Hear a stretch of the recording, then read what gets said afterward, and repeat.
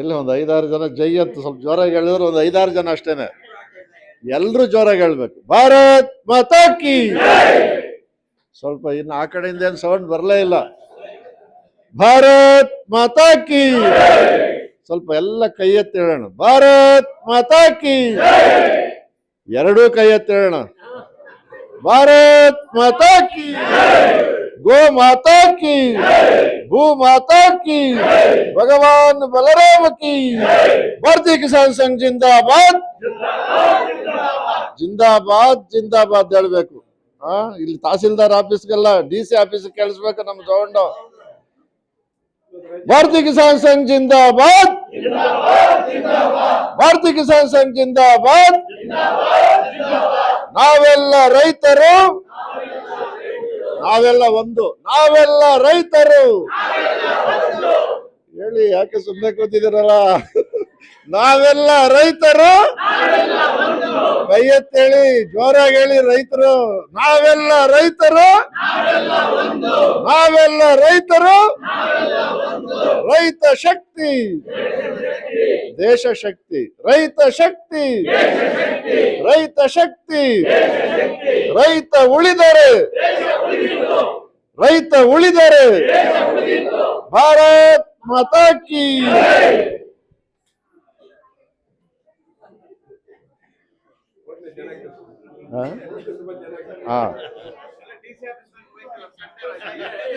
ಇರ್ಲಿ, ಘೋಷಣೆ ಹಾಕಿದ್ರೇನೆ ಅವ್ರಿಗೆ ಕೇಳಿಸೋದು, ಇಲ್ಲಾಂದ್ರೆ ಬರೋದಿಲ್ಲ ಅವರು. ವೇದಿಕೆಯಲ್ಲಿರ್ತಕ್ಕಂಥ ಎಲ್ಲ ಗಣ್ಯರೇ, ಹಾಗೆ ವೇದಿಕೆಯ ಮುಂಭಾಗದಲ್ಲಿ ಕುಳಿತಿರ್ತಕ್ಕಂಥ ಎಲ್ಲ ಗ್ರಾಮ ಸಮಿತಿಯ ಸದಸ್ಯರೇ, ಗ್ರಾಮಗಳಿಂದ ಬಂದಿರತಕ್ಕಂಥ ಎಲ್ಲ ರೈತ ಬಾಂಧವರೇ, ಇವತ್ತು ಭಾರತೀಯ ಕಿಸಾನ್ ಸಂಘದ ಅಭ್ಯಾಸ ವರ್ಗಕ್ಕೋಸ್ಕರ ನಾವು ಸೇರಿದ್ದೀವಿ. ಅಭ್ಯಾಸ ವರ್ಗ ಅಂದ್ರೆ ಬೆಳಗ್ಗೆಯಿಂದ ಇಲ್ಲೇನು ಬೇರೆ ವಿಷಯ ಏನು ಹೇಳಿಲ್ಲ. ನಮಗೆ ರೈತರು, ನಮ್ಮ ಸಮಸ್ಯೆಗಳು ಅನೇಕ ಇವೆ. ಆದರೆ ಅದೆಲ್ಲವೂ ಚೆನ್ನಾಗಿ ಆಗ್ಬೇಕಂದ್ರೆ ಏನಿರಬೇಕು? ಸಂಘಟನೆ ಇರಬೇಕು, ಒಗ್ಗಟ್ಟಿರಬೇಕು. ಒಗ್ಗಟ್ಟಿನಲ್ಲಿ ಏನಿದೆ? ಒಗ್ಗಟ್ಟಿನಲ್ಲಿ ಬಲವಿದೆ. ಆದರೆ ರೈತರು 70% ರೈತರು ನಾವಿದ್ದೀವಿ ನಮ್ಮ ದೇಶದಲ್ಲಿ. ಎಷ್ಟು ಪರ್ಸೆಂಟ್ ಇದ್ದೀವಿ? 70% ರೈತರಿದ್ದೀವಿ. ಆದರೆ ನಮ್ಮ ಬೇಡಿಕೆಗಳನ್ನ ಈಡೇರಿಸ್ಕೊಳ್ಳಕ್ ಆಗ್ತಾ ಇದೆಯಾ? ಈಡೇರಿಸ್ಕೊಂಡು ಯಾವ್ದಾದ್ರು ಒಂದು ಬೇಡಿಕೆ ನಾವು ಈಡೇರಿಸ್ಕೊಂಡಿದ್ದೀವಿ ಹೋರಾಟ ಮಾಡಿ? ಈ 70 ವರ್ಷಗಳಲ್ಲಿ ಒಂದು ಹೋರಾಟ ಮಾಡಿ ನಾವು ನಮ್ಮ ಬೇಡಿಕೆಯನ್ನು ಈಡೇರಿಸ್ಕೊಂಡಿದ್ದೀವಿ ಅನ್ನೋದು ಯಾವ್ದಾದ್ರು ಇದೆಯಾ? ಯಾಕಾಗ್ಲಿಲ್ಲ? ಒಂದೇ ಒಂದು ಬೇಡಿಕೆ. ಈಗ ಅಂಗನವಾಡಿ ಕಾರ್ಯಕರ್ತರದ್ದು ಹೇಳಿದ್ರು ಪಾಪ, ಅವ್ರು ಇರೋದು ಎಷ್ಟು ಸಾವಿರ ಜನ ನಮ್ಮ ರಾಜ್ಯದಲ್ಲಿ?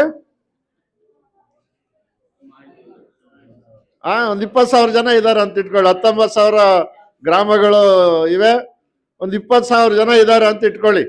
20,000 ಜನ ಬೀದಿಗೆ ಬಂದ್ರೆ ಅದರಲ್ಲಿ 20,000 ಜನ ಏನು ಬರ್ಲಿಲ್ಲ. ಬಂದಿದ್ದು ಎಷ್ಟು ಜನ? ಒಂದು 15,000 ಜನ ಬಂದ್ರು. ಬೆಂಗಳೂರಲ್ಲಿ ಕೂತ್ಕೊಂಡ್ರು. ಧರಣಿ ಮಾಡಿದ್ರೆ ಇಲ್ವೋ? 2-3 ದಿವಸ ಆಗೋಷ್ಟೊತ್ತಿಗೆ ಸರ್ಕಾರ ಅವ್ರ ಹತ್ರ ಬಂತು, ನಿಮ್ಮ ಬೇಡಿಕೆಗಳೇನು ಕೇಳಿತು ಅದನ್ನು ಈಡೇರಿಸ್ಕೊಂಡ್ರು. ನಾನು ಇಲ್ಲೇ ಹೊಸಕೋಟೆಯಲ್ಲಿ ಒಂದ್ಸಾರಿ ಹಿಂಗೆ ಗ್ರಾಮ ಸಮಿತಿಗೆ ಹೋದೆ. ಒಂದು ಗ್ರಾಮ ಸಮಿತಿ ಎಲ್ಲ ಮಹಿಳೆಯರು ಸೇರಿದ್ರು.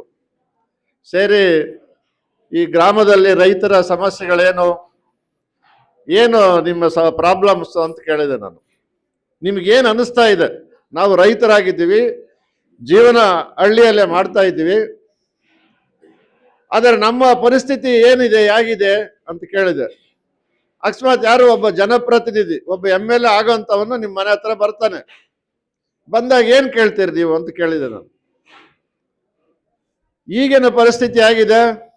ಅವರು ಅದನ್ನೇ ಹೇಳಿದ್ರು, ನಮಗೆ ಅಕ್ಕಿ ಕೊಡೋದು ನಿಲ್ಲಿಸಿಬಿಟ್ಟಿದ್ದಾರೆ ಅಂತ. ಒಬ್ಬ ರೈತರು ಹೇಳಿದಂತ ಮಾತಿದ್ದು ನನಗೆ ಬಹಳ ಇದಾಯ್ತು. ನಾವು ರೈತರು ಅಕ್ಕಿ ಕೇಳ್ತಾ ಇದೀವಲ್ಲ ಅಂತ, ರಾಗಿ ಕೇಳ್ತಾ ಇದೀವಲ್ಲ ಅಂತ. ಆಮೇಲೆ ಕೇಳಿದೆ ನಾನು, ಅಲ್ಲ ಅಕ್ಕಿಯಿಂದ ನಿಮ್ಗೇನು ಅಂತ, ಅಷ್ಟು ಬಂದ್ರೆ ಸಾಕ ನಿಮ್ಗೆ, ಇನ್ನೇನು ಬೇಕಿಲ್ವಾ ಅಂತ. ಆಮೇಲೆ ಈಗ ನೀನ್ ಬೆಳೆ ಬೆಳೀತಾ ಇದೆಯಲ್ಲ, ಬೆಳೆಗೆ ಒಳ್ಳೆ ಒಳ್ಳೆ ಬೆಲೆ ಸಿಕ್ಕಿದ್ಯಾ ಅಂತ. ನಾವು ಬೆಳೆದಂತ ಬೆಳೆಗೆ ಬೆಲೆ ಸಿಗ್ತಾ ಇದೆಯಾ? ಆಗಿಲ್ಲ ಅಂದ್ರೆ, ಆಗ ಒಬ್ರು ಹೇಳಿದ್ರು ನಾವು ಕೋಸ್ ಹಾಕಿದ್ವಿ 2 ಲಕ್ಷ ಖರ್ಚು ಮಾಡಿದ್ರು 1 ಲಕ್ಷನೂ ಸಿಗ್ಲಿಲ್ಲ ಅದ್ರಲ್ಲಿ. ಎಷ್ಟು ಲಾಸ್ ಆಯ್ತು? ಲಕ್ಷಗಳ ಲಾಸ್ ಆಯ್ತು. ಆದ್ರೆ ಕೇಳಿದ್ಯಾವುದು, ನಿಮ್ಗೇನು ವ್ಯವಸ್ಥೆ, ಸರ್ಕಾರದ ಯಾರೋ ಒಬ್ಬ ಜನಪ್ರತಿನಿಧಿನ ಆಯ್ಕೆ ಮಾಡುವಾಗ ಓಟ್ ಕೇಳಕ್ ಬಂದಾಗ ನೀನ್ ಏನಪ್ಪ ಮಾಡಿದ್ಯಾ ನಮಗೆ ಅಂತ ಏನ್ ಕೇಳ್ತೀರಿ ನೀವು ಅಂತ ಕೇಳಿದಾಗ ಅವ್ರು ಕೇಳಿದ್ದೇನೋ ಅಕ್ಕಿ. ಇದು ನಾವು ಕೇಳ್ಬೇಕ ರೈತರು? ನಮಗೆ ಅವರ ಯಾವ ಭಿಕ್ಷೆನೂ ಬೇಕಾಗಿಲ್ಲ ಸರ್ಕಾರದ್ದು. ನಮಗೇನು ಬೇಕಾಗಿರೋದು, ನಾವು ಬೆಳೆದಂತ ಬೆಳೆಗೆ ಬೆಲೆ, ನ್ಯಾಯಯುತವಾದ ಬೆಲೆ.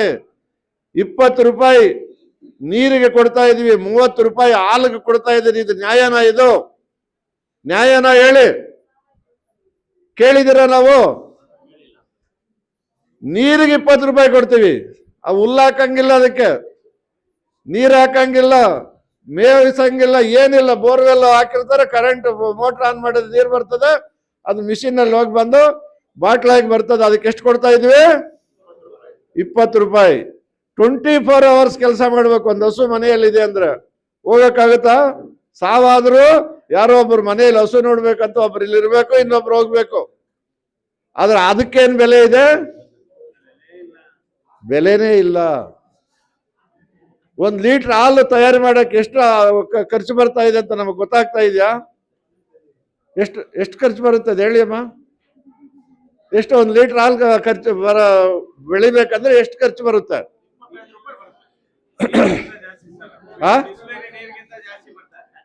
52 ರೂಪಾಯಿ ಖರ್ಚು ಬರುತ್ತೆ. ಲೆಕ್ಕ ಹಾಕಿ ನೀವು. 52 ರೂಪಾಯಿ 1 ಲೀಟರ್ ಹಾಲಿಗೆ ಖರ್ಚು ಬರ್ತಾ ಇದೆ. ನಾವೇ ಸಬ್ಸಿಡಿಯಲ್ಲಿ ಕೊಡ್ತಾ ಇದೀವಿ ಸರ್ಕಾರಕ್ಕೆ. ಇವತ್ತು ಸರ್ಕಾರ ನಮಗ್ ಕೊಡ್ತಾ ಇಲ್ಲ, ನಮ್ಮನ್ನ ಕಣ್ಣೊರೆಸ್ತಾ ಇದೆ. ಅದಕ್ಕೆ ಬೆಂಬಲ ಬೆಲೆ ಅದು ಇದು ಅಂತ ಕೊಡ್ತಾ ಇರೋದು. ಅಂದ್ರೆ ಈ ವ್ಯವಸ್ಥೆಗಳನ್ನ ಸರಿಪಡಿಸಬೇಕಂದ್ರೆ ಅದಕ್ಕೆ ನಾವು ಸಂಘಟಿತರಾಗಿರ್ಬೇಕು. ಅದರ ಮುಖಾಂತರ ನಾವು ಕೇಳ್ಬೇಕು. ಈ ಕಡೆ ಇರ್ಲಿ, ಆ ಕಡೆ ಮಾತಾಡ್ತಾ ಇದ್ರಿ ಅಮ್ಮ, ಸ್ವಲ್ಪ ಈ ಕಡೆ ಕೇಳಿಸ್ಕೊಳ್ಳಿ. ಸ್ವಲ್ಪ ಇಲ್ಲಿ ಖಾಲಿ ಇದೆ, ಬಂದ್ಬಿಡಿ. ಊಟ ಆಯ್ತು, ಇದೇನು ಊಟ, ಇದಕ್ಕೆ ಮುಗಿಸ್ಬಿಡೋಣ ಇಲ್ಲಿಗೆ. ಈಗ ಮೊದಲನೇದು ಗ್ರಾಮ ಸಮಿತಿಯ ಅಧ್ಯಕ್ಷರಾಗಿದ್ದೀವಿ ನಾವು, ಅಂತವ್ರು ಬಂದಿದೀವಿ. ಆತರ ಎಷ್ಟು ಜನ ಬಂದಿದ್ದೀವಿ? ಗ್ರಾಮ ಸಮಿತಿಗಳ ಅಭ್ಯಾಸ ವರ್ಗ, ತಾಲೂಕು ಹಾಗೂ ಗ್ರಾಮ ಸಮಿತಿಗಳ ಪ್ರಶಿಕ್ಷಣ ವರ್ಗ ಅಂತ ಯಾವ್ಯಾವ ಗ್ರಾಮದಿಂದ ಬಂದಿದ್ವಿ. ನಾನು ಗ್ರಾಮದ ಅಧ್ಯಕ್ಷರಿದ್ದೀನಿ, ನಾನು ಕಾರ್ಯದರ್ಶಿ ಇದ್ದೀನಿ. ಆ ತರದವ್ರು ಯಾರ್ಯಾರು ಇದ್ದೀರಿ ಕೈ ಮೇಲ್ ಮಾಡಿ. ಒಂದು, ನೀವು ಅಧ್ಯಕ್ಷ. ಯಾವ ಊರು? ನಿಂತ್ಕೊಳ್ಳಿ. ಸೂಲ್ಕುಂಟೆ, ಊರ್ಕುಂಟೆ. ಊರ್ಕುಂಟೆ ಅಧ್ಯಕ್ಷರಿದ್ದೀರಿ. ಇನ್ಯಾರಿದ್ದೀರಿ? ಅಮ್ಮ ನಿಂತ್ಕೊಳ್ಳಿ, ಒಳ್ಳೇದು. 1 ನಿಮಿಷ. ಬೊಮ್ಮಸಂದ್ರ ಅಧ್ಯಕ್ಷರಿದ್ದೀರಾ? ಎಷ್ಟು ಜನ ಬಂದಿರಿ ನಿಮ್ಮೂರಿಂದ? ಯಾರ್ಯಾರು? ನಿಂತ್ಕೊಳ್ಳಿ ಒಂದ್ಸರಿ.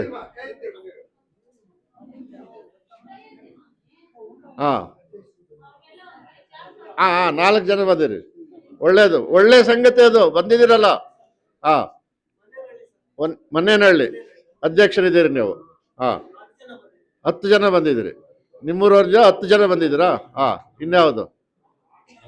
ನಿಮ್ಮೂರು ಗೊತ್ತಾಯ್ತು. ನಾನು ಬಂದಿದ್ದೀನಿ ನಿಮ್ಮೂರಿಗೆ. ಅದೇ. ಇನ್ಯಾರು ಬಂದಿದ್ರಿ? ಗ್ರಾಮ ಸಮಿತಿಯಿಂದ ಬಂದಿದ್ದೀವಿ.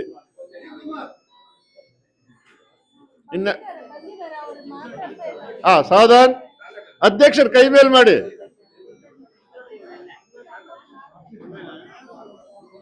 ಸಾವಧಾನ್. ಈಗ ಗ್ರಾಮ ಸಮಿತಿ ಅಂದ್ರೆ ಏನು? ಇಲ್ಲಿ ನೀವು ಎಲ್ಲಿ ನಮ್ಮ ಇವರು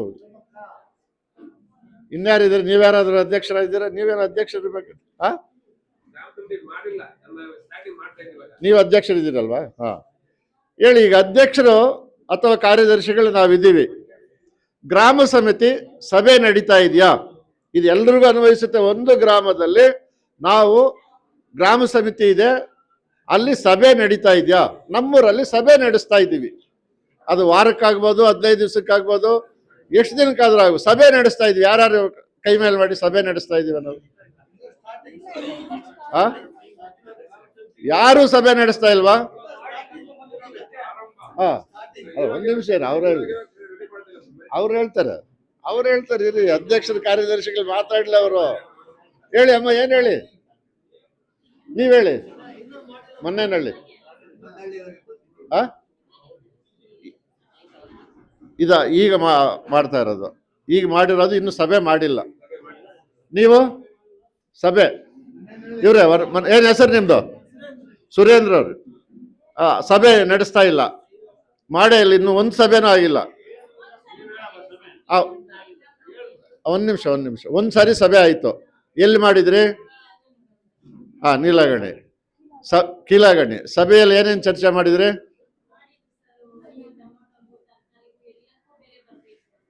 ಬೆಲೆ ಬರ್ಬೇಕಂತ.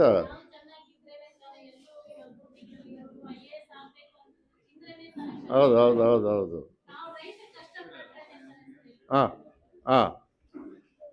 ಸರಿ, ಸಭೆ ಚರ್ಚೆ ಮಾಡಿದ್ರಿ, ಸೇರಿದ್ರಿ, ಸಭೆ ಸೇರಿ ನೀವು. ಆಮೇಲೆ ಮುಂದೆ ಹೇಳ್ತೀನಮ್ಮ, ನೀವ್ ಹೇಳಿ.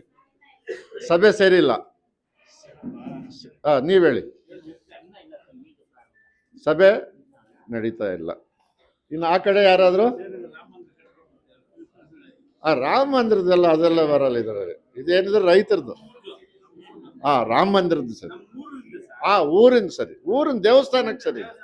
ನಾನು ಅಯೋಧ್ಯೆಯಲ್ಲಿ ರಾಮ ಮಂದಿರದ್ದೇನಂತ. ಸರಿ, ಊರಲ್ಲಿ ಕಟ್ಟೋಣ. ಸಾವಧಾನ್. ಮೊದಲನೇದು, ಸಾವಧಾನ್, ಮಾತಾಡಬಾರ್ದು. ಈಗ ನಾವು ಗ್ರಾಮ ಸಮಿತಿ ಇಲ್ಲ ನಮ್ಮೂರಲ್ಲಿ, ಆದ್ರೆ ಬಂದಿದ್ದೀವಿ, ಮಾಡ್ತೀವಿ ಅನ್ನೋರು ಯಾರ್ಯಾರು ಇದ್ದೀರಿ ಕೈ ಮೇಲೆ ಮಾಡಿ. ಈ ಮುಂದೆ ಇವತ್ತಿಂದನೇ ಶುರು ಮಾಡ್ಬೇಕು. ಅಲ್ಲಿ ಶುರು ಮಾಡ್ತೀರಾ ಗ್ರಾಮ ಸಮಿತಿ? ಯಾರ್ಯಾರು ಗ್ರಾಮದಿಂದ ಒಬ್ರು ಇಬ್ರು ಗ್ರಾಮದಿಂದ ಕೈ ಎತ್ತಿ. ಗ್ರಾಮ ಸಮಿತಿ ಮಾಡ್ಕೊಳ್ತೀರಿ? ಕೈ ಇಳಿಸಿ. ಅರಹಳ್ಳಿ ಯಾವುದು? ಅರಹಳ್ಳಿ ಅವ್ರು ನಿಂತ್ಕೊಳ್ಳಿ. ನಿಂತ್ಕೊಳ್ಳಿ. ಸರಿ. ಕೂತ್ಕೊಳ್ಳಿ. ಇಲ್ಲ, ಊಟ ಆದ್ಮೇಲೆ ಇರೋದಿಲ್ಲ. ಊಟ ಆದ್ಮೇಲೆ ಮುಗಿಸ್ಬಿಡೋಣ, ಆಗ್ಬೋದಲ್ವಾ? ಊಟ ಮಾಡಿದ್ಮೇಲೆ ಸೇರೋದಿರಲ್ಲ, ಆರಾಮಾಗಿ ಕೂತ್ಕೊಳ್ಳಿ. ಊಟ ಮುಗಿಸಿ ಈ ಕಾರ್ಯಕ್ರಮ ಅದಕ್ಕೋಸ್ಕರನೇ ಮುಂದುವರಿಸಿದ್ದು ಕಾರ್ಯಕ್ರಮ. ಇನ್ನು ಊಟ ಆದ್ಮೇಲೆ ಮತ್ತೆ ಕೂರ್ಸ್ಕೊಳ್ಳೋದು, ಊಟಕ್ಕೆ 1 ಗಂಟೆ ಹೋಗೋದು ಬೇಡ. ಊಟ ಮಾಡ್ಕೊಂಡು ಹೊರಡ್ತಾ ಇರೋದೇ ನಾವು. ಆಮೇಲೆ ಏನ್ ಕಾರ್ಯಕ್ರಮ ಇರೋದಿಲ್ಲ. ಆಗ್ಬೋದಾ? ಈಗ ಸಮಾಧಾನ ಆಯ್ತಾ? ಮತ್ತೆ ಊಟ ಆದ್ಮೇಲೆ ಇಲ್ಲಿ ಕೂರ್ಸ್ಕೊಳ್ತಾರೆ, ಬೇಡ. ಊಟ ಆದ್ಮೇಲೆ ಮುಗಿಸ್ಬಿಡೋಣ. ಗ್ರಾಮ ಸಮಿತಿಗಳು ನಾವು ಮಾಡ್ಬೇಕು. 7 ಜನ ಕಮಿಟಿ ಇರಬೇಕು. ಅದರಲ್ಲಿ ಒಬ್ಬರು ಅಧ್ಯಕ್ಷರು ಇರಬೇಕು, ಕಾರ್ಯದರ್ಶಿ ಇರಬೇಕು. ಒಬ್ಬರು ಅಧ್ಯಕ್ಷರು ಮಾಡ್ಕೋಬೇಕು, ಒಬ್ಬರು ಕಾರ್ಯದರ್ಶಿ ಮಾಡ್ಕೊಳ್ಬೇಕು. ಇನ್ನು ಬೇರೆ ಒಂದು ಕಮಿಟಿಗಳು ನಾವು ಅದರಲ್ಲಿ ಈಗ ಹೇಳಿದ್ರಲ್ಲ ನಮ್ಮ ಸುಬ್ರಹ್ಮಣ್ಯ ಅವರು, ಬೇರೆ ಬೇರೆ ಇಲಾಖೆಗಳು, ಅವನ್ನೆಲ್ಲ ನಾವು ಮುಂದಿನ ದಿನಗಳೆಲ್ಲ ಅದನ್ನೆಲ್ಲ ನಾವು ಜನ ನಿಯುಕ್ತಿ ಮಾಡ್ಕೊಳ್ಬಹುದು, ತಪ್ಪೇನಿಲ್ಲ, ಮಾಡ್ಕೊಳ್ಬೇಕು. ಸಭೆ ಆದ್ಮೇಲೆ ಇದು ಅಧ್ಯಕ್ಷರು ಕಾರ್ಯದರ್ಶಿನ ಆಯ್ಕೆ ಮಾಡಬೇಕು. ಹೇಗೆ ಆಯ್ಕೆ ಮಾಡೋದು? ಅಲ್ಲಿ ಊರಿನಲ್ಲಿ ಒಂದಷ್ಟು ಜನ ಸೇರಿಸಿ ಅಲ್ಲಿ ನಾವು ಒಬ್ಬರು ಅಧ್ಯಕ್ಷರ ಕಾರ್ಯದರ್ಶಿನ ನಾವು ಸೆಲೆಕ್ಟ್ ಮಾಡ್ಕೊಂಡ್ಬಿಡ್ಬೇಕು. ಇವರು ಅಧ್ಯಕ್ಷರು, ಇವರು ಕಾರ್ಯದರ್ಶಿ, ಈ ತರ 7 ಜನ ಸಮಿತಿ. ಅದಾದ್ಮೇಲೆ ಏನ್ ಮಾಡ್ಬೇಕು? ಅಲ್ಲಿ ಒಂದು ಪುಸ್ತಕ ಇರಬೇಕು, ದೊಡ್ಡದು ಲೆಡ್ಜರ್. ಎಲ್ಲಿದೆ? ಇದೆಯಾ ಇಲ್ಲಿ? ಒಂದು ಲೆಡ್ಜರ್ ಇಟ್ಟು ಅದರಲ್ಲಿ ರೆಕಾರ್ಡ್ ಮಾಡಬೇಕು. ಯಾವತ್ತು, ಎಷ್ಟನೇ ತಾರೀಕು ಸೇರಿದ್ವಿ, ಸಭೆ ಸೇರಿದ್ವಿ, ಯಾರು ಅಧ್ಯಕ್ಷರಾದ್ರು, ಯಾರು ಕಾರ್ಯದರ್ಶಿ ಆದ್ರು, ಏನೇನು ನಿಶ್ಚಯ ಆಯ್ತಂತ ಸಭೆಯ ನಿರ್ಣಯಗಳನ್ನು ಬರೆದು ಕೆಳಗಡೆ ಗ್ರಾಮಸ್ಥರ ಸಹಿ ಆಗ್ಬೇಕು, ಅಧ್ಯಕ್ಷರ ಕಾರ್ಯದರ್ಶಿಗಳ ಸಹಿ ಮಾಡಿಸ್ಬೇಕು. ಆ ತರ ಮಾಡಿದೀವ ನಾವು? ಪುಸ್ತಕ ಇಟ್ಟಿದೀವ? ಯಾಕಂದ್ರೆ ಮಹಿಳಾ ಸಂಘಗಳು ನಡೆಸಿ ನಮ್ಗೆಲ್ಲ ಅನುಭವ ಇರುತ್ತೆ. ಅದೇ ರೀತಿ ರೆಸಲ್ಯೂಷನ್ ಪಾಸ್ ಮಾಡಬೇಕು. ಹೇಳ್ತೀನಿ, ಇದು ಮೊದಲನೇ ಸ್ಟೆಪ್. ಅದಾದ್ಮೇಲೆ ಮಾಡ್ಬೋದು ಅದನ್ನ. ಎಲ್ರು ಸಭೆ ಮಾಡಿ ಒಬ್ಬರು ಅಧ್ಯಕ್ಷರ ಕಾರ್ಯದರ್ಶಿ, ಒಂದು ಟೀಮ್ 7 ಜನ ಕಮಿಟಿ ಮಾಡ್ಕೊಳ್ಬೇಕು. 7 ಜನ 11 ಜನ ನಾವು ಮಾಡ್ಕೋಬಹುದು. 7 ಜನ ಮಿನಿಮಮ್ ಇರಬೇಕು. 50 ಜನ ಸದಸ್ಯರು, ಗ್ರಾಮಸ್ಥರು 50 ಜನ, ಅವರ ಸಹಿ ತಗೋಬೇಕು. ಮುಂದಿನ ವರ್ಷ 27ಕ್ಕೆ ನಮ್ಗೆ ಸದಸ್ಯತ್ವದ ಇದು ಕೊಡ್ತಾರೆ. ಆವಾಗ ಅವ್ರನ್ನೆಲ್ಲ ಸದಸ್ಯರನ್ನು ಮಾಡಬೇಕು, ಆಗ್ಬೋದಲ್ವಾ? ಇಷ್ಟಾದ್ಮೇಲೆ ಅಲ್ಲೇ ನಾವು ನಿರ್ಣಯ ಮಾಡಬೇಕು, ಪ್ರತಿ ವಾರಕ್ಕೊಂದ್ಸರಿನೋ 15 ದಿವಸಕ್ಕೊಂದ್ಸರಿನೋ ತಿಂಗಳಿಗೊಂದ್ಸರಿನೋ ಸಭೆ ಸೇರ್ಬೇಕಂತ ನಿರ್ಣಯ ಮಾಡಬೇಕು. ಸಾಮಾನ್ಯವಾಗಿ ಒಂದು ವಾರಕ್ಕೆ ಒಂದ್ಸರಿ ಮಾಡೋದು ತುಂಬಾ ಒಳ್ಳೇದು ಅಂತ ಹೇಳ್ತಾರೆ. ವಾರಕ್ಕೊಂದ್ಸರಿ ಸಭೆ ಸೇರ್ಬೇಕು, ಇಲ್ಲ ಅಂದ್ರೆ 15 ದಿವಸಕ್ಕೊಂದ್ಸರಿ ಆದ್ರೂ ಸಭೆ ಸೇರ್ಬೇಕು. ಗ್ರಾಮದಲ್ಲಿ ಸಭೆ ಸೇರ್ಬೇಕು, ಆಗ್ಬೋದಾ?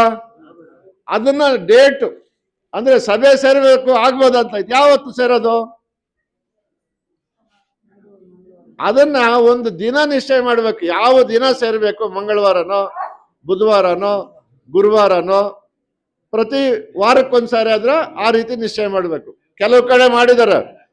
ನಾನೆಲ್ಲ ಮೊನ್ನೆ ತುಮಕೂರ್ಗೆ ಹೋಗಿದ್ದೆ ಗ್ರಾಮ ಸಮಿತಿಗೆ, ಅವ್ರು ಹೇಳಿದ್ರು ಯಾವತ್ತು ತಾಲೂಕ್ ಸಮಿತಿಗೆ, ಅವ್ರು ಯಾವತ್ತು ಮಾಡ್ತೀರಿ ಅಂತ ಹೇಳಿದ್ರು. ನಾವು ಅಮಾವಾಸ್ಯೆ ಹುಣ್ಣಿಮೆಗೆ ಅಂತ ಹೇಳಿದ್ರು. ಅಂದ್ರೆ ಅಮಾವಾಸ್ಯೆ ದಿವಸ, ಹುಣ್ಣಿಮೆ ದಿವಸ, ಮಧ್ಯದಲ್ಲಿ ಒಂದ್ ದಿವಸ ಯಾವುದೋ ಫಿಕ್ಸ್ ಮಾಡಿದ್ದಾರೆ, ಕರೆಕ್ಟ್ ಆಗಿರುತ್ತೆ, ನೆನಪಿರುತ್ತೆ ಅಂತ. ಆ ರೀತಿ ದಿನಗಳನ್ನ ಫಿಕ್ಸ್ ಮಾಡಬೇಕು, ನಿಶ್ಚಯ ಮಾಡಬೇಕು. ಆ ದಿನ ಸಭೆ ನಡಿಬೇಕು. ಅದಾದ್ಮೇಲೆ ಸ್ಥಳ ಎಲ್ಲಿ ಮಾಡ್ಬೇಕು ಅನ್ನೋದು ನಿಶ್ಚಯ ಮಾಡಬೇಕು, ಸಮಯ, ಸ್ಥಳ, ಆಮೇಲೆ ಯಾವುದು ದಿನ, ಯಾವ ದಿನ, ಯಾವ ಸಮಯಕ್ಕೆ, ಯಾವ ಸ್ಥಳದಲ್ಲಿ ಸಭೆ ಸೇರ್ಬೇಕು, ಈ ಮೂರು ನಿಶ್ಚಯ ಮಾಡಿ ಆ ಸಮಯಕ್ಕೆ ನಾವು ಅಲ್ಲಿ ಇರ್ಬೇಕು. ಯಾರು ಇರ್ಬೇಕು? ಈ 7 ಜನ ಕಮಿಟಿ ಇರುತ್ತಲ್ಲ, ಅವ್ರು ಅಲ್ಲಿರ್ಬೇಕು. ಊರ್ನವ್ರಿಗೆಲ್ಲ ಇದು ಗೊತ್ತಿರ್ಬೇಕು. ಗ್ರಾಮ ಸಭೆ ಇದೆ, ಬನ್ನಿ, ನಿಮ್ಮ ರೈತರ ಏನು ಸಮಸ್ಯೆ ಇದೆ ತಗೊಂಡು ಬನ್ನಿ ಅಂತ ಹೇಳ್ಬೇಕು. ಇಷ್ಟನ್ನ ನಾವು ಮಾಡ್ಕೊಂಡಾಗ ಅಲ್ಲಿಗೆ ಒಂದು ಗ್ರಾಮ ಸಮಿತಿ, ಗ್ರಾಮ ಸಭೆಗಳು ಅಂತ ಪ್ರಾರಂಭ ಆಗುತ್ತೆ. ನೆಕ್ಸ್ಟ್ ಸ್ಟೆಪ್ ಏನು? ಅಕಸ್ಮಾತ್ ಯಾರ್ದೋ ಒಂದು ಸಮಸ್ಯೆ ಬಂತು, ಯಾರೋ ಒಬ್ಬ ಅಧಿಕಾರಿ ನಮಗೆ ಸಮಸ್ಯೆ ಮಾಡ್ತಾ ಇದ್ದಾನೆ, ಯಾರೋ ಒಬ್ಬ ನಮ್ಮ ಗ್ರಾಮದ ರೈತನಿಗೆ ಆ ಸಮಸ್ಯೆ ಮಾಡ್ತಾ ಇದ್ದಂದ ಏನ್ ಮಾಡ್ಬೇಕು ನಾವು? ಆ ಅಧಿಕಾರಿಗೆ ನಾವೇನ್ ಮಾಡ್ಬೇಕು? ಒಂದು ಪತ್ರ ಬರಿಬೇಕು, ಲೆಟ್ರು. ಅದಕ್ಕೊಂದು ಲೆಟರ್ ಹೆಡ್ ಇರ್ಬೇಕು ನಮ್ಮ ಹತ್ರ. ಅದು ತಾಲೂಕು ಅಧ್ಯಕ್ಷರಿದ್ದಾರೆ, ಜಿಲ್ಲಾ ಅಧ್ಯಕ್ಷರಿದ್ದಾರೆ, ಅವ್ರನ್ನ ಕೇಳಿದ್ರು ಕೊಡ್ತಾರೆ, ಅಥವಾ ನಾವೇ ಮಾಡಿಸ್ಕೊಳ್ತೀವಿ ಅಂದ್ರೆ ಮಾಡಿಸ್ಕೊಳ್ಬಹುದು, ಅದಕ್ಕೂ ಅನುಮತಿ ಇದೆ. ಆ ಲೆಟರ್ ಹೆಡ್ ಅಲ್ಲಿ ನಾವು ಲೆಟರ್ ಇಲ್ಲೇನು ನಿರ್ಣಯ ಆಗುತ್ತೋ ಅದನ್ನ ಪಾಸ್ ಮಾಡಿ ಅಲ್ಲಿ ಕಳಿಸ್ಬೇಕಾಗುತ್ತೆ. ಅದಕ್ಕೆ ಲೆಟರ್ ಹೆಡ್ ಬೇಕು. ಅದಾದ್ಮೇಲೆ ಸೀಲು, ಅಧ್ಯಕ್ಷರ ಸೀಲ್ ಇರಬೇಕು, ಕಾರ್ಯದರ್ಶಿ ಸೆಕ್ರೆಟರಿದು ಸೀಲ್ ಇರಬೇಕು. ಆ ಸೀಲ್ ಹಾಕಿ ನಾವು ಕಳಿಸ್ಬೇಕಾಗುತ್ತೆ ಲೆಟ್ರು, ಯಾವುದೇ ಅಧಿಕಾರಿಗಳಿಗೆ, ಯಾವುದೇ ಆಫೀಸ್ಗೆ ಕೊಡ್ಬೇಕಂದ್ರೆ. ಇಷ್ಟನ್ನ ಮಾಡಿಸ್ಕೋಬೋದಲ್ವಾ? ಇಷ್ಟು ಇರ್ಲೇಬೇಕು ನಮ್ಮ ಹತ್ರ, ನಮ್ಮ ಗ್ರಾಮದಲ್ಲಿ ಇರಬೇಕು. ಲೆಟರ್ ಹೆಡ್ ಇವೆಲ್ಲ ಇರಲೇಬೇಕು. ಇದಾದ್ಮೇಲೆ ಚರ್ಚೆ ಮಾಡ್ತೀವಿ ನಾವು. ಯಾವ ರೀತಿ ಚರ್ಚೆ ಮಾಡ್ತೀವಿ? ಏನು ವಿಷಯಗಳಪ್ಪ ಗ್ರಾಮದಲ್ಲಿ ಅಂತ ಅನ್ಸುತ್ತೆ ನಮ್ಗೆ. ಗ್ರಾಮದಲ್ಲಿ ಚರ್ಚೆ ಮಾಡುವಂತ ವಿಷಯಗಳು ಏನಿರ್ತವೆ? ಏನಿರ್ಬೋದು? ಒಬ್ರು ಹೇಳಿ, ಒಂದ್ ಹೇಳಿ ಸಾಕು. ಈ ಕಡೆ ಹೇಳಿ, ಗ್ರಾಮದಲ್ಲಿ ಏನ್ ವಿಷಯದ ಬಗ್ಗೆ ಚರ್ಚೆ ಮಾಡ್ತೀವಿ? ಈಗ ಬೆಳೆ ಬಗ್ಗೆ ಒಂದೇದು ನಾನು ಕೇಳ್ತೀನಿ ಒಂದು ಪ್ರಶ್ನೆ. ನಮ್ಮ ಗ್ರಾಮದ ಸ್ವತ್ತುಗಳು ಅಂತಿವೆ, ಯಾವ ಅಂತ ಹೇಳ್ಬೋದಾ? ನಮ್ಮ ಗ್ರಾಮದ ಸ್ವತ್ತುಗಳು, ನಮ್ಮ ಗ್ರಾಮದ ಸ್ವತ್ತುಗಳು ಅಂತಿವೆ. ಅರಣ್ಯ, ಕರೆಕ್ಟ್ ಆಗಿ ಹೇಳಿದೆ. ಆಮೇಲೆ ಒಬ್ಬೊಬ್ರು ಒಂದೊಂದು ಹೇಳಿ, ಗೋಮಾಳ, ನೀರಿನ ಮೂಲ. ಆಮೇಲೆ ಒಬ್ಬೊಬ್ರು ಒಂದೊಂದು ಹೇಳಿ, ಕೆರೆ ಕಟ್ಟೆ, ದೇವಸ್ಥಾನ, ಸ್ಮಶಾನ, ಗುಂಡುತೋಪು, ಆಮೇಲೆ ರಸ್ತೆ, ರಸ್ತೆಗಳು, ರಸ್ತೆ, ಹೌದು ರಸ್ತೆ. ಆಮೇಲೆ ಒಂದ್ ನಿಮಿಷ, ಬಂಡೆ, ಕಲ್ಲು ಬಂಡೆ, ಸರ್ಕಾರಿ ಜಾಗಗಳು, ಅರಣ್ಯ. ಆಮೇಲೆ ಇನ್ನೇನು? ಗ್ರಾಮದಲ್ಲಿ ಶಾಲೆ, ಆಸ್ಪತ್ರೆ, ಚಾವಡಿ, ಅಂಗನವಾಡಿ, ಪಂಚಾಯಿತಿ, ಹೀಗೆ ಅನೇಕ ವ್ಯವಸ್ಥೆಗಳು ಒಂದು ಗ್ರಾಮದಲ್ಲಿ ಬರ್ತವೆ. ಆಸ್ಪತ್ರೆ ಇದೆಯೋ, ಇರ್ಬೇಕೋ ಬೇಡವೋ? ಅಲ್ಲಿ ಒಂದು ಸಮುದಾಯ ಭವನ ಬೇಕೋ ಬೇಡವೋ? ಹೀಗೆ ಪ್ರತಿಯೊಂದು ಇದೆ. ಇದು ನಮ್ಮೂರಲ್ಲಿ ಯಾಗಿದೆ, ನಮ್ಮೂರಿನ ಶಾಲೆ ಆಗಿದೆ, ನಮ್ಮೂರಿನ ಗೋಮಾಳ ಆಗಿದೆ, ನಮ್ಮೂರಿನ ಗುಂಡುತೋಪೆ ಆಗಿದೆ, ನಮ್ಮೂರಿನ ಇವೆಲ್ಲ ಉಳಿಸ್ಕೊಳ್ಬೇಕು ತಾನೆ. ನಾವು ಜೀವನ ಪೂರ್ತಿ ಗ್ರಾಮದಲ್ಲಿ ಬದುಕಬೇಕಾಗಿರೋರಲ್ವಾ, ನಾವು ನಮ್ಮ ಮಕ್ಕಳು ಮುಂದಿನ ಪೀಳಿಗೆ ಅಲ್ಲೇ ಬದುಕಬೇಕಲ್ವಾ. ಇವೆಲ್ಲ ಇದ್ರೆ ತಾನೆ ನಾವು ಬದುಕಕ್ಕಾಗೋದು. ಗೋಮಾಳನೇ ಇಲ್ಲ ಅಂದ್ರೆ ಗೋವುಗಳಲ್ಲಿ ಮೇಯಿಸೋದು ನಾವು. ಗೋಮಾಳನೇ ಹೋದ್ರೆ ನಾವು ಆಮೇಲೆ ನಾವೆಲ್ಲಿ ಬದುಕಕ್ಕಾಗುತ್ತೆ. ಅಂದ್ರೆ ಇಂಥ ವ್ಯವಸ್ಥೆಗಳು ಯಾಗಿದೆ ಅಂತ ನಾವು ನೋಡ್ಬೇಕು. ಅದಕ್ಕೆ ನಾವು ಒಂದು ಗ್ರಾಮ ನಕ್ಷೆಯನ್ನ ಇಟ್ಕೊಳ್ಬೇಕು. ಗ್ರಾಮ ನಕ್ಷೆ ಇದೆಯಾ? ಯಾರಾದ್ರೂ ಇಟ್ಕೊಂಡಿದ್ರೆ ಗ್ರಾಮ ನಕ್ಷೆ? ಯಾರ್ಯಾರು ತಗೊಂಡಿದ್ರಿ ಹೇಳಿ, ಕೈ ಮೇಲೆ ಮಾಡಿ. ನೀವ್ ಇಟ್ಕೊಂಡಿದ್ರಿ? ಪರವಾಗಿಲ್ಲ, ನೀವಿದೆ. ಆ ಗ್ರಾಮ ನಕ್ಷೆಯಲ್ಲಿ ನಮಗೆ ನಮ್ಮ ಗ್ರಾಮದ ಬೌಂಡ್ರಿ ಗೊತ್ತಾಗುತ್ತೆ, ಎಷ್ಟಿದೆ ನಮ್ಮ ಗ್ರಾಮದ ಅಚ್ಚುಕಟ್ಟು ಎಲ್ಲಿವರೆಗೂ ಬರುತ್ತೆ.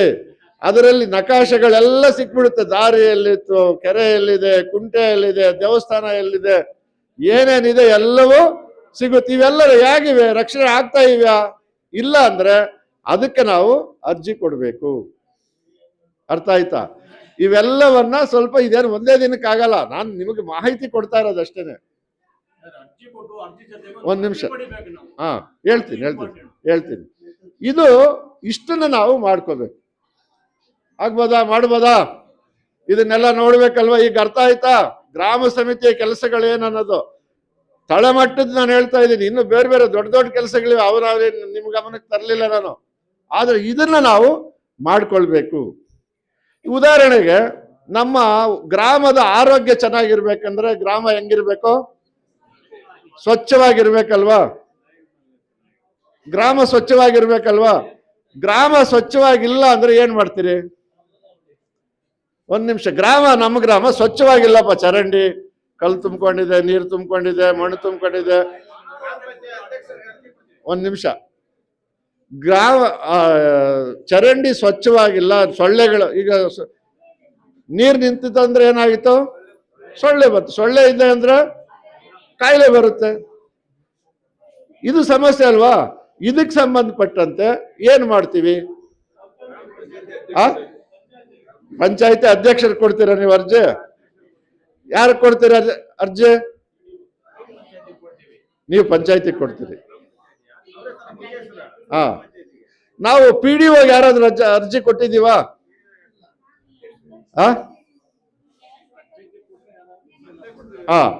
ನಾವು ಅಧ್ಯಕ್ಷರು ಇರ್ತಾರೆ, ಅವ್ರಿಗೂ ಕೊಡ್ಬೋದು. ಆದ್ರೆ ಮುಖ್ಯವಾಗಿ ಕೊಡ್ಬೇಕಾಗಿರೋದು ಯಾರಿಗೆ? PDO ಅಧಿಕಾರಿ. ಯಾರು? ಪಂಚಾಯತಿ ಅಭಿವೃದ್ಧಿ ಅಧಿಕಾರಿ ಯಾರು ಇರ್ತಾರೆ? ಒಂದು ಚರಂಡಿ ಇಲ್ಲ, ಯಾವುದೋ ಒಂದು ಲೈಟ್ ಹೋಗಿದೆ, ಎಲ್ಲಿ ಒಂದು ಕಂಬದಲ್ಲಿ ಲೈಟ್ ಇಲ್ಲ, ಏನ್ ಮಾಡ್ತೀರಿ ನಾವು? ಸುಮ್ಮನೆ ಅವ್ರ ಇವ್ರ ಹತ್ರ ಹೇಳ್ಕೊಂಡು ಓಡಾಡ್ತೀರ. ಏನು ಅವಶ್ಯಕತೆ ಇಲ್ಲ, ಒಂದು ಲೆಟರ್ ಬರೆದು ನೋಡಪ್ಪ ಇಲ್ಲಿ ಲೈಟ್ ಇಲ್ಲ ಅಂತ ಒಂದು PDO ಅರ್ಜಿ ಕೊಡ್ಬೇಕು. ಅರ್ಜಿ ಕೊಟ್ಟು ಏನ್ ಮಾಡ್ಬೇಕು ನಾವು? ಅಕ್ನಾಲಜ್ಮೆಂಟ್ ತಗೊಳ್ಬೇಕು. ಅರ್ಜಿ ಕೊಡದೆ ಬಾಯಿ ಮಾತಲ್ಲಿ ಫೋನಲ್ಲಿ ಹೇಳಬಾರ್ದು. ಹೇಳಿದ್ರೆ ನಡೀತದೆ, ಆದ್ರೆ ನಾವು ಅರ್ಜಿ ಕೊಡ್ಬೇಕು. ಅರ್ಜಿ ಬರೆಯೋದನ್ನ ಅಭ್ಯಾಸ ಮಾಡ್ಬೇಕು. ಅದಕ್ಕೆ ಲೆಟರ್ ಹೆಡ್, ಸೀಲು ಇವೆಲ್ಲವೂ ಮಾಡ್ಕೊಳ್ಬೇಕು ಅಂತ ಹೇಳಿದ್ದು. ಈಗ ನಮ್ಮ ಗ್ರಾಮಗಳಲ್ಲಿ PDO ಅರ್ಜಿ ಕೊಡುವಂತ ವ್ಯವಸ್ಥೆ ಮಾಡ್ಬೋದಾ? ಮಾಡ್ತೀರಾ? PDO ಅರ್ಜಿ ಕೊಡುವಂತ ಒಂದು ವ್ಯವಸ್ಥೆ. PDO ನೆಕ್ಸ್ಟ್ ಯಾರು ಬರ್ತಾರೆ? ಇಒ ಅಂದ್ರೆ ಯಾರು?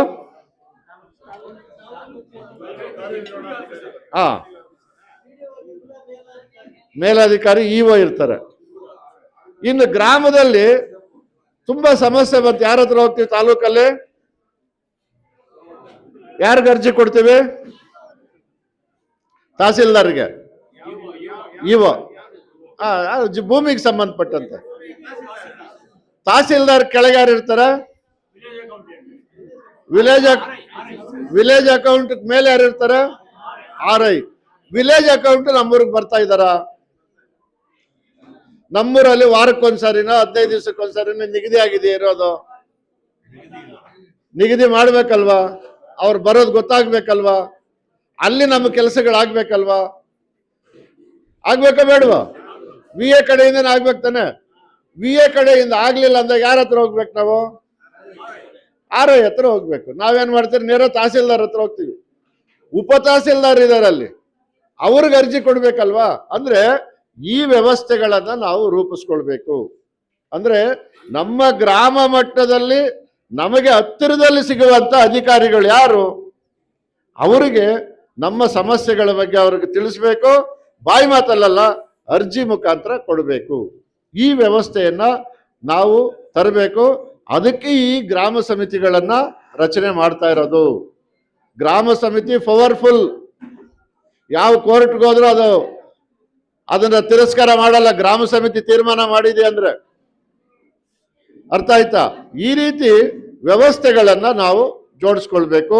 ನಾವು ಗ್ರಾಮ ಸಮಿತಿಯವರು, ಗ್ರಾಮ ಸಮಿತಿ ಒಂದು ಆಫೀಸ್ ಮಾಡಬೇಕು ಗ್ರಾಮದಲ್ಲಿ. ಅಮ್ಮ ಈ ಕಡೆ ಇರ್ಲಿ, ಯಾರಾದ್ರೂ ಆಫೀಸ್ ಮಾಡಿದ್ದೀರಾ ಗ್ರಾಮದಲ್ಲಿ? ಅಲ್ಲೊಂದು ಬೋರ್ಡ್ ಬೇಕಲ್ವಾ? ನೀವು ಭಾರತೀಯ ಕಿಸಾನ್ ಸಂಘ ಇದೆ ಅನ್ನೋದು ಹೆಂಗ್ ಗೊತ್ತಾಗ್ಬೇಕು? ಒಂದು ಸಣ್ಣದು ಆಫೀಸ್ ಅಂದ್ರೆ ಮನೆ, ಯಾವುದೋ ಸಪರೇಟ್ ಆಫೀಸ್ ಅಂತೇನು ಬೇಡ, ಯಾರ್ದೋ ಒಂದು ಮನೆ, ನಾವು ಅಧ್ಯಕ್ಷರ ಮನೆ ಇದೆ, ಅದೇ ಒಂದು ಆಫೀಸ್ ತರ ಅಲ್ಲೊಂದು ಬೋರ್ಡ್ ಹಾಕ್ತಿವಿ, ಅಥವಾ ಊರಲ್ಲಿ ಒಂದು ಬೋರ್ಡ್ ಹಾಕ್ತಿವಿ. ಅಲ್ಲಿ ನಾವು ಯಾವುದೋ ಒಂದು ಅರ್ಜಿ ಕೊಟ್ಟಿರ್ತೀವಿ, ಲೆಟರ್ ಎಲ್ಲಿಗೆ ಬರಬೇಕು? ಭಾರತೀಯ ಕಿಸಾನ್ ಸಂಘ ಆಫೀಸ್ ಎಲ್ಲಿರುತ್ತೋ ಅಲ್ಲಿಗೆ ಬಂದು ಬೀಳುತ್ತೆ. ಸಪರೇಟ್ ಒಂದು ಆಫೀಸ್ ಮಾಡಿದ್ರೆ ತುಂಬಾ ಒಳ್ಳೇದು. ಇಲ್ಲ ಅಂದ್ರೆ ನಮ್ಮ ಕಾರ್ಯಕರ್ತರದೇ ಒಂದು ಮನೇನ ಆಫೀಸ್ ತರ ನಾವು ಮಾಡ್ಕೊಳ್ಬೇಕು. ಅಲ್ಲಿ ಬೋರ್ಡ್ ಹಾಕ್ಬೇಕು. ಹಾಕ್ತೀರಾ? ಬೋರ್ಡ್ ಹಾಕ್ಸ್ತೀರಾ? ಹಳ್ಳಿಯಲ್ಲೂ ಬೋರ್ಡ್ ಹಾಕ್ಬೇಕು ನೋಡ್ರೆ. ಸರಿ, ಬೋರ್ಡ್ ಬರೆಯಲ್ಲ, ಮನೆ ಮೇಲೆ ಬೋರ್ಡ್ ಹಾಕ್ಬೇಕು. ಆಮೇಲೆ ಅಧ್ಯಕ್ಷರು ಕಾರ್ಯದರ್ಶಿಗಳು ಮನೆ ಮೇಲೆ ಬೋರ್ಡ್ ಹಾಕ್ಬೇಕು. ಭಾರತೀಯ ಕಿಸಾನ್ ಸಂಘದ ಅಧ್ಯಕ್ಷರು, ಭಾರತೀಯ ಕಿಸಾನ್ ಸಂಘದ ಕಾರ್ಯದರ್ಶಿ ಬೋರ್ಡ್ ಹಾಕ್ಬೇಕು ಮನೆ ಮೇಲೆ. ಹಾಕಿದ್ರೆ ಯಾರಾದ್ರು? ಹಾಕಿದ್ರೆ ಅಧ್ಯಕ್ಷರೇ ನೀವು? ಕಾರ್ಯದರ್ಶಿಗಳು ಹಾಕಿದಾರ? ನಮ್ಮ ಇಲ್ಲಿ ಮುನ್ರೆಡ್ಡಿ ಅವರು ಹಾಕಿದ್ರಾ? ಹಾಕಿಲ್ಲ. ಹಾಕ್ಸ್ಬೇಕು, ಬೋರ್ಡ್ ಹಾಕ್ಬೇಕು ನೀವು. ನಮ್ಮ ನಾನು ಹಾಕಿದ್ದೀನಿ. ನೀವು ಹಾಕಿದ್ರ? ನೀವು ಹಾಕಿದ್ರ? ಕಾರ್ಗೆ ಹಾಕಿದ್ರು. ಕಾರ್ಗೆ ಹಾಕಿದ್ರೆ ಮನೆ ಮೇಲೆ ಹಾಕ್ಬೇಕು. ಮನೆ ಮೇಲೆ ಈ ಧ್ವಜನ ಹಾಕ್ಬೋದು. ಭಾರತೀಯ ಕಿಸಾನ್ ಸಂಘ ನೇಗಿಲ್ದಿದೆಯಲ್ಲ, ಇಲ್ಲಿ ನೇಗಿಲ್ದ ಧ್ವಜ, ಈ ಧ್ವಜನ ನಮ್ಮ ಮನೆ ಮೇಲೆ ಹಾರಿಸ್ಬೇಕು. ನಾವು ರೈತರು ಆ ರೀತಿ ಒಗ್ಗಟ್ಟಾಗಿ ನಾವು ಕೆಲಸ ಮಾಡಿದಾಗ ನಮ್ಮ ಎಲ್ಲ ಬೇಡಿಕೆಗಳು ಈಡೇರ್ತವೆ. ಮುಂದಿನ ದಿನಗಳಲ್ಲಿ ನಮ್ಮದೇ, ಇನ್ಯಾರ್ದೇ ನಡೆಯೋದಿಲ್ಲ. ಈ ದೇಶದಲ್ಲಿ ಹಿಂದೆ ನಡೀತಾ ಇದ್ದಿದ್ದು ರೈತರದೇ. ಮಧ್ಯದಲ್ಲಿ ಸ್ವಲ್ಪ ವ್ಯತ್ಯಾಸ ಆಗಿದೆ, ಅದನ್ನು ಸರಿದಾರಿಗೆ ತರುವಂತ ಕೆಲಸ ನಾವು ಮಾಡಬೇಕಾಗಿದೆ. ಆ ದೃಷ್ಟಿಯಲ್ಲಿ ನಮ್ಮ ಸಂಘಟನೆಯನ್ನ ಚೆನ್ನಾಗಿ ನಾವು ಕಟ್ಟಬೇಕಾಗ್ತದೆ. ಇನ್ನು 4 ಉತ್ಸವಗಳಿದೆ ನಮ್ದು. ಸಾವಧಾನ್, ಈ ಕಡೆ ಆಗೋಯ್ತು, ಮುಗಿಸ್ಬೇಡ. ಎಲ್ಲಾರ್ಗೂ ದಯವಿಟ್ಟು ಐಡೆಂಟಿ ಕಾರ್ಡ್ ಒಂದು ಕೊಡಕ್ಕೆ ಒಂದು ವ್ಯವಸ್ಥೆ ಮಾಡಿಕೊಡಿ. ಯಾಕಂದ್ರೆ ನೀವು ಎಲ್ಲಾರ ಮನೆಗಳು ಹಾಕೊಳ್ಳಿ ಅಂತ ಇದ್ರೆ ಐಡೆಂಟಿ ಕೇಳಿದ್ರೆ ಏನು ಕೇಳೋದು? ಅಟ್ಲೀಸ್ಟ್ ಒಂದು ಐಡೆಂಟಿ ಕಾರ್ಡ್ ಎಲ್ಲ ಆಯ್ತು, ಕೊಡೋಣ, ಮಾಡೋಣ. ಸಾವಧಾನ್, ಇದು ಈ ರೀತಿ ಒಂದಷ್ಟು ಮಾಡ್ಕೊಳ್ಬೇಕು. ಇನ್ನು 4 ಉತ್ಸವಗಳು ಬರ್ತದೆ ನಮ್ದು ಭಾರತೀಯ ಕಿಸಾನ್ ಸಂಘದ. ಒಂದು ಬಲರಾಮ ಜಯಂತಿ. ಬಲರಾಮ ಜಯಂತಿ ಭಾದ್ರಪದ ಶುಕ್ಲ ಷಷ್ಠಿ, ಅಂದ್ರೆ ಗಣಪತಿ ಕೂರಿಸ್ತೀವಲ್ಲ, ಆ ಸಂದರ್ಭದಲ್ಲಿ ಬರುತ್ತೆ. ಅವತ್ತು ನಾವು ಒಳ್ಳೆ ರೈತರನ್ನ ಕರೆದು ನಮ್ಮ ಗ್ರಾಮ ಸಮಿತಿಗಳಲ್ಲಿ ಸನ್ಮಾನ ಮಾಡಬೇಕು. ಬಲರಾಮನ ಬಗ್ಗೆ ನಾವು ಮಾತಾಡಬೇಕು. ಈಗ ಬಲರಾಮ ನಮ್ಮ ಆರಾಧ್ಯ ದೈವ. ಈಗೇನು ನಾವು ಹಾಡುಗಳೆಲ್ಲ ಹೇಳಿದ್ವಿ, ಇವತ್ತು ಹೇಳ್ತಾ ಇದ್ವಿ, ಅವೆಲ್ಲ ರಚನೆ ಮಾಡಿಕೊಟ್ಟಿದ್ದು ಆ ಪುಣ್ಯಾತ್ಮನೇ. ನೇಗಿಲು ಆಗಿನ ಕಾಲದಲ್ಲೇ ಯಮುನಾ ನದಿಗೆ ಅಣೆಕಟ್ಟುಗಳನ್ನು ಕಟ್ಟಿ ನೀರರಿಸಿ ರೈತರನ್ನ ಉದ್ಧಾರ ಮಾಡಿದಂತ ಪುಣ್ಯಾತ್ಮ. ಅವರ ಬಗ್ಗೆ ನಾವು ಮಾತಾಡಬೇಕು. ರೈತರು ಅದ್ರ ಬಗ್ಗೆ ನಾವು ಒಂದಷ್ಟು ಮಾತಾಡುವಂತ ಒಂದು ಕೆಲಸ ಮಾಡ್ಬೇಕಾಗುತ್ತೆ. ಅದು ಗ್ರಾಮ ಸಮಿತಿಗಳಲ್ಲಿ ಮಾಡಬೇಕು. ಅದು ಅವತ್ತು ಬರುತ್ತೆ. ಇನ್ನು 2ನೇದು ಇದೇ ತಿಂಗಳು ಬರುತ್ತೆ, ಭಾರತ ಮಾತಾ ಪೂಜನ 26ನೇ ತಾರೀಕು ಭೂಮಿ ಪೂಜೆ ಅಂತ ಹೇಳ್ತೀವಿ ನಾವು. ಅವತ್ತು ಸೈನಿಕರಿಗೆ ಸನ್ಮಾನ ಮಾಡಬೇಕು. ಸೈನಿಕರು ಯಾರಿದ್ದಾರೆ ಅವರಿಗೆ ನಾವು ಸನ್ಮಾನ ಮಾಡಿ ಭೂಮಿ, ಯಾಕಂದ್ರೆ ದೇಶವನ್ನ ರಕ್ಷಣೆ ಮಾಡೋದು ಯಾರು? ಸೈನಿಕರು.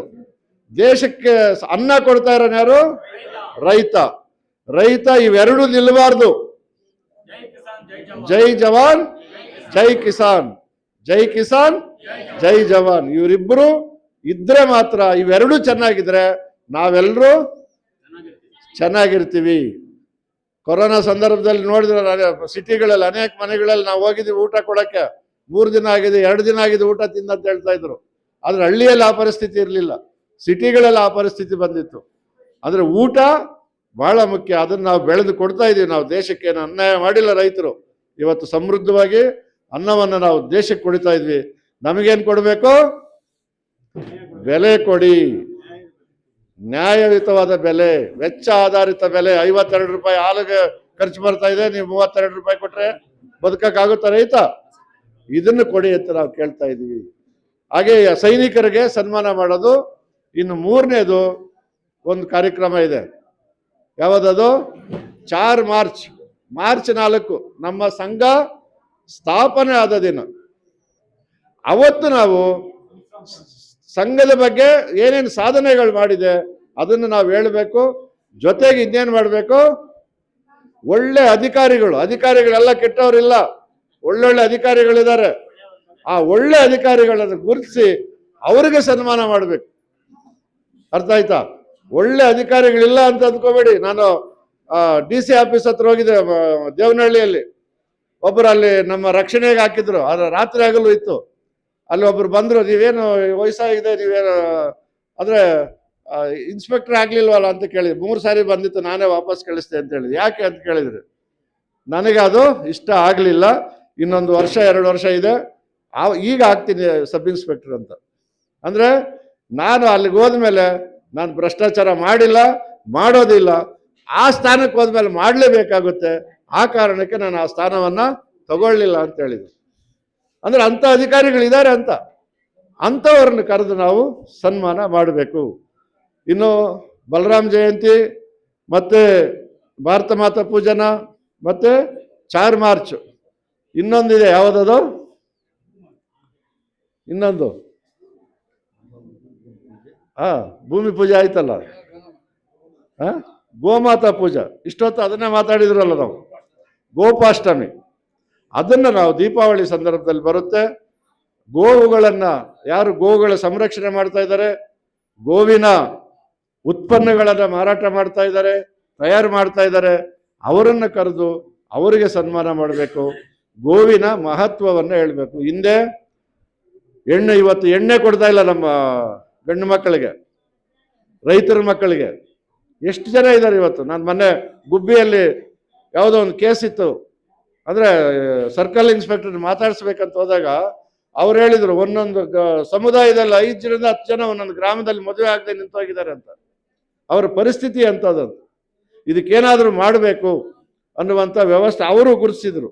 ಅವ್ರು ಹೇಳಿದ್ರು, ನಾವು ಇದಕ್ಕೆಲ್ಲ ಪ್ರಯತ್ನಗಳು ಮಾಡ್ತಾ ಇದ್ದೀವಿ, ಪರಿಸ್ಥಿತಿ ಹೀಗಾಗಿದೆ, ಏನು ಮಾಡೋದಂತ. ಅಂದ್ರೆ ಗೋವನ್ನ ಸಂರಕ್ಷಣೆ ಮಾಡಬೇಕು.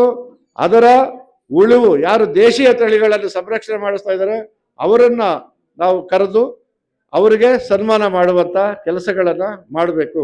ಈ ರೀತಿ 4 ಉತ್ಸವಗಳನ್ನು ನಾವು ಆಚರಣೆ ಮಾಡಬೇಕು. ಅದರ ಮುಖಾಂತರ ಅದಲ್ಲದೆ ಗ್ರಾಮ ಸಮಿತಿಯಲ್ಲಿ ಇವತ್ತು ನಮ್ಮ ಕುಟುಂಬಗಳಾಗಿವೆ. ಹಿಂದೆ ಎಲ್ಲ ಆಗಿದ್ವು ನಮ್ಮ ಕುಟುಂಬಗಳು, ದೊಡ್ಡ ದೊಡ್ಡ ಕುಟುಂಬಗಳಿದ್ವು. ಇವತ್ತು ಸಣ್ಣ ಕುಟುಂಬಗಳಾಗಿವೆ. ಆ ಸಣ್ಣ ಕುಟುಂಬಗಳ ಪರಿಸ್ಥಿತಿ ಆಗಿದೆ. ಎಲ್ಲರೂ ಒಟ್ಟಿಗೆ ಊಟ ಮಾಡ್ತೀವಿ ನಾವು ನಮ್ಮ ಮನೆಯಲ್ಲಿ. ಒಂದೊತ್ತು ಇಲ್ಲ TV ನೋಡ್ಕೊಂಡು ಊಟ ಮಾಡ್ತೀವಿ, ಮೊಬೈಲ್ ನೋಡ್ಕೊಂಡು ಊಟ ಮಾಡ್ತೇವೆ, ನಮ್ಮ ಮಕ್ಕಳು ಸಮೇತನ. ಇದನ್ನ ನಾವು ಬದಲಾಯಿಸಿ ಒಟ್ಟಿಗೆ ಊಟ ಮಾಡ್ತೀವ. ಒಟ್ಟಿಗೆ ಊಟ ಮಾಡಲಿಲ್ಲ ಅಂದಾಗ ಪರಿಣಾಮನೇ ಬೇರೆ. ಹಿಂದೆ ಒಟ್ಟಿಗೆ ಊಟ ಮಾಡ್ತಾ ಇದ್ವಿ. ತಾಯಿ ಊಟ ಮಾಡೋದು ಬಡಿಸ್ತಾ ಇದ್ಲು. ಬಡಿಸೋವಾಗ ಮಗ ಒಂದು ಸ್ವಲ್ಪ, ಮಗನ ಮಗಳು ಏನಾದ್ರು ಸ್ವಲ್ಪ ಊಟ ಗೀಟ ಸ್ವಲ್ಪ ಕಡಿಮೆ ಆಯ್ತು, ಏನಾಯ್ತು ಅಂದ್ರೆ ಆಗ್ಲೇ ಅಬ್ಸರ್ವ್ ಮಾಡೋಳು, ಏನಾಗಿದೆ ಇವನಿಗೆ, ಯಾಕೆ ಊಟ ಮಾಡಲಿಲ್ಲ, ಏನಾದ್ರು ಸಮಸ್ಯೆ ಆಗಿದೆಯಾ, ಬೇಜಾರಾಗಿದೆಯಾ, ಇನ್ನೇನಾಗಿದೆ ಇವನಿಗೆ, ಅಥವಾ ಇನ್ನೆಲ್ಲ ತಿಂದು ಬಂದಿದ್ದಾನೆ ಇವನು. ಇದನ್ನ ಆಗ್ಲೇ ಅಬ್ಸರ್ವ್ ಮಾಡ್ತಾ ಇದ್ರು, ರಾತ್ರಿನೇ ಗೊತ್ತಾಗೋದು. ಇವತ್ತು ಜೊತೆಯಲ್ಲೇ ಕೂತ್ಕೊಳ್ಳಲ್ಲ. ಯಾಕೆ ನೀವು ಅಬ್ಸರ್ವ್ ಮಾಡ್ತೀವಿ, ಯಾವ ರೀತಿ ನೀವು ನೋಡ್ತೀರಿ? ಅನೇಕ ಚರ್ಚೆಗಳು ಎಲ್ಲರ ಮುಂದೆ ನಡೀತಾ ಇತ್ತು, ನಮ್ಮ ಕುಟುಂಬದ ಮುಂದೆ, ಮಕ್ಕಳ ಮುಂದೆ ನಡೀತಾ ಇತ್ತು. ಏನು ಮಾತಾಡ್ಬೇಕು ಅವ್ರ ಮುಂದೆ, ಏನು ಮಾತಾಡ್ಬೋದು ಅಂತ ನಮಗೆ ಗೊತ್ತಿದೆ. ಆ ಮಕ್ಕಳ ಗಮನಕ್ಕೂ ಬರುವಂತ ವಿಷಯಗಳು ಅಲ್ಲಿ ಚರ್ಚೆ ಆಗ್ತಾ ಇದ್ವು. ಇವತ್ತೆಲ್ಲ ಆಗ್ತಾ ಇದೆ? ಈ ವ್ಯವಸ್ಥೆಯನ್ನ ನಾವು ಗ್ರಾಮಗಳಲ್ಲಿ ತರಬೇಕೋ ಬೇಡವೋ, ನಮ್ಮ ಕುಟುಂಬಗಳಲ್ಲಿ ತರಬೇಕೋ ಬೇಡವೋ? ಕೆಲವಾರು ಕುಟುಂಬಗಳಲ್ಲಿ ನಾವು ಮಾಡುವಂತ ಪ್ರಯತ್ನವನ್ನು ನಾವು ಮಾಡಬೇಕು. ಆ ದೃಷ್ಟಿಯಲ್ಲಿ ನಾವು ಒಂದಷ್ಟು ಕೆಲಸಗಳನ್ನು ನಾವು ಮಾಡಬೇಕಾಗುತ್ತೆ. ಇಷ್ಟೇ ಅಲ್ಲದೆ ನಾವು ಸ್ವದೇಶಿ ಇವತ್ತು ಅಮೇರಿಕ ಹೇಳ್ತಾ ಇದೆ ನಮ್ಮ ಏನು ಉತ್ಪನ್ನಗಳನ್ನು ಭಾರತ ಕೊಂಡ್ಕೊಳ್ಬೇಕಾದ, ಅದಕ್ಕೋಸ್ಕರ ನಮ್ಮ ಮೇಲೆ ಟಾರಿಫ್ ಹಾಕಿದ್ರು ಅವರು. ಆದರೆ ಭಾರತ ಒಪ್ಪಲಿಲ್ಲ ಅದನ್ನ. ಕೃಷಿ ಉತ್ಪನ್ನಗಳು ಅಮೆರಿಕದಲ್ಲಿ ತಯಾರಾಗತ್ತ ಉತ್ಪನ್ನಗಳು, ಹಾಲಿನ ಉತ್ಪನ್ನಗಳು ಭಾರತದಲ್ಲಿ ಮಾರಬೇಕು ಅಂತ ಹೇಳಿ ನಾವು ಜನ ನಿಶ್ಚಯ ಮಾಡಬೇಕು. ನಾವು ಸ್ವದೇಶಿ ವಸ್ತುಗಳನ್ನು ಉಪಯೋಗಿಸ್ತೀವ, ಸ್ವದೇಶಿ ವಸ್ತುಗಳು ಉಪಯೋಗಿಸ್ಬೇಕು. ಆ ದೃಷ್ಟಿಯಲ್ಲಿ ಪ್ಲಾಸ್ಟಿಕ್ ಮುಕ್ತ ಮಾಡುವಂಥದ್ದು, ಸ್ವದೇಶಿ ವಸ್ತುಗಳನ್ನೇ ಬಳಸುವಂಥದ್ದು, ಈ ಥರದ್ದು ಒಂದಷ್ಟು ಕೆಲಸಗಳನ್ನು ನಾವು ಮಾಡಬೇಕು. ಅದ್ರ ಬಗ್ಗೆ ನಮ್ಮ ಗ್ರಾಮಗಳಲ್ಲಿ ಮುಕ್ತವಾಗಿ ಇನ್ನಷ್ಟು ಚರ್ಚೆ ನಡೆಸೋಣ. ಇನ್ನು ಇದಲ್ಲದೆ ಸಾಮಾಜಿಕ ಸಾಮರಸ್ಯ. ಇವತ್ತು ಹಿಂದೆ ಒಂದು ಗ್ರಾಮ ಅಂದ್ರೆ ಎಲ್ಲರೂ ಒಟ್ಟಿಗೆ ಕೆಲಸ ಮಾಡ್ತೀವಿ. ಒಂದು ದೇವರ ಉತ್ಸವ ಅಂದ್ರೆ ಎಲ್ಲರೂ ಇರ್ತಾ ಇದ್ರಲ್ಲ. ಇವತ್ತು ಪರಿಸ್ಥಿತಿ ಹೆಂಗ್ ಬದಲಾಗ್ತಾ ಇದೆ? ಕೋರ್ಟು ಕಚೇರಿ ಇನ್ನೊಂದು ಮತ್ತೊಂದು ಹೋಗ್ತಾ ಇತ್ತ? ಹಿಂದೆ ಹೋಗ್ತಾ ಇದ್ವ ನಾವು? ಕೋರ್ಟ್ ಇದ್ರು ಅವತ್ತೇ ಆ ಗ್ರಾಮದಲ್ಲೇ ತೀರ್ಮಾನ ಆಗ್ತಾ ಇತ್ತು. ಇಂಥ ವ್ಯವಸ್ಥೆಗಳನ್ನು ನಾವು ಸರಿಪಡಿಸುವಂತ ಒಂದು ವ್ಯವಸ್ಥೆಯನ್ನು ನಾವು ತರಬೇಕು. ಆ ದೃಷ್ಟಿಯಲ್ಲಿ ಭಾರತೀಯ ಕಿಸಾನ್ ಸಂಘ ಕೆಲಸ ಮಾಡ್ತಾ ಇದೆ. ಮುಖ್ಯವಾಗಿ ಗ್ರಾಮಗಳು, ಗ್ರಾಮ ಸಮಿತಿಗಳು, ಹಾಗೆ ಕಾರ್ಯಾಲಯ ಅಂತ ಹೇಳಿದೆ. ಕಾರ್ಯಾಲಯದಲ್ಲಿ ಯಾಕೆ ಇರ್ಬೇಕು? ಕಾರ್ಯಾಲಯ ಅಲ್ಲೊಂದು ಬೀರು ಇಟ್ಕೊಳ್ಬೇಕು. ಏನೇನು ನಾವು ರೆಜುಲೇಷನ್ ಮಾಡ್ತೀವಿ ಆ ಪುಸ್ತಕ ಇಟ್ಕೊಳ್ಬೇಕು, ಟವಲ್ ಇಟ್ಕೊಳ್ಬೇಕು, ಧ್ವಜಗಳು ಇಟ್ಕೊಳ್ಬೇಕು, ಆ ಸಾಹಿತ್ಯ ಕರಪತ್ರ ಇನ್ನೊಂದು ಮತ್ತೊಂದು ಏನಾದ್ರು ಬಂದ್ರೆ ನಾವು ಎಲ್ಲಿಡ್ತೀವಿ? ಎಲ್ಲೋ ಬಿಸಾಕ್ತೀವಿ. ಅದಕ್ಕೊಂದು ಆಫೀಸನ್ನು ಇಟ್ಕೋಬೇಕು. ಅದನ್ನೇ ನಮ್ಮ ಗ್ರಾಮಗಳಲ್ಲಿ ಇಟ್ಕೊಂಡು ಒಂದು ಒಳ್ಳೆ ರೀತಿಯಲ್ಲಿ ನಮ್ಮ ಗ್ರಾಮಗಳನ್ನು ಅಭಿವೃದ್ಧಿ ಮಾಡೋಣ, ಚೆನ್ನಾಗಿ ಮಾಡೋಣ ಅಂತ ಹೇಳ್ತಾ ನನ್ನ ಮಾತನ್ನ ಮುಗಿಸ್ತೇನೆ.